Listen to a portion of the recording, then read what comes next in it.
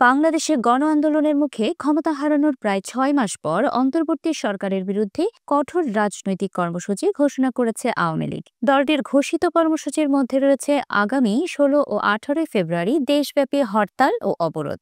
এছাড়া ১ ফেব্রুয়ারি থেকে ২ সপ্তাহ ধরে লিফলেট বিতরণ ও বিক্ষোভ সমাবেশ করারও পরিকল্পনা করেছে তারা।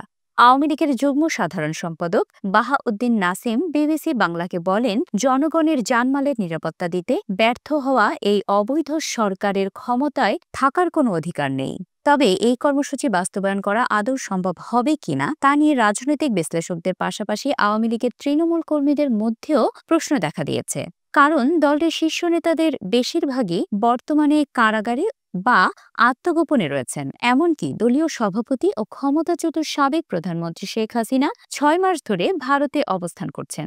গত ৫ই আগস্ট শেখ হাসিনার সরকার পতনের পর থেকে আওয়ামী লীগ সাংগঠনিকভাবে চরম বিপর্যস্ত হয়ে পড়ে। অধিকাংশ কেন্দ্রীয় নেতা গ্রেফতার হন বা পালিয়ে যান।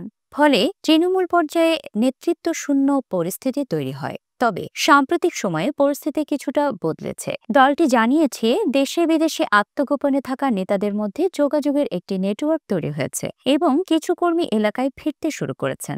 বাহাউদ্দিন নাসিম বলেন, এই আন্দোলন ক্ষমতা ফিরে পাওয়ার জন্য নয়, বরং জনগণের শাসন প্রতিষ্ঠার জন্য। তার দাবি, সাধারণ জনগণই হরতাল অবরোধ পালন করবে এবং নেতাকর্মীরা মাঠে থাকবে। তবে হরতাল অবরোধ নিয়ে দলীয় কর্মীদের মধ্যে বিভক্ত মত দেখা যাচ্ছে। অনেকে মনে করছেন, এই কর্মসূচি পালনে তারা নতুন করে বিপদের মুখে পড়বেন। আওয়ামী লীগের ইউনিয়ন পর্যায়ের এক নেতা বলেন, মামলা হামলার ভয়ে আমরা এমনিতে পালিয়ে বেড়াচ্ছি, এমনকি কর্মসূচি পালন করতে গেলে নিশ্চিত গ্রেফতার হব।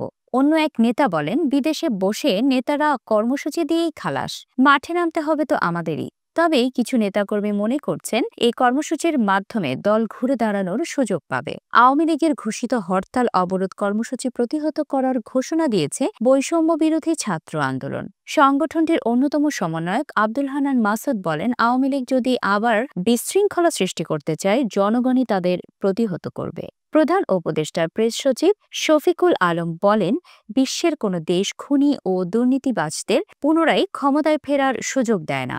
আইন অনুযায়ী আওয়ামী লীগের অবৈধ প্রতিবাদ দমন করা হবে। রাজনৈতিক বিশ্লেষকরা মনে করছেন, দীর্ঘদিন ক্ষমতায় থাকা আওয়ামী লীগের জন্য এটি একটি কঠিন সময়। সংগঠনের নেতারা ছড়িয়ে ছিটিয়ে থাকায় মাঠে নামার সক্ষমতা কমে গেছে। তাই ঘোষিত কর্মসূচি কতটুকু সফল হবে তা নিয়ে সন্দেহ থেকেই যাচ্ছে।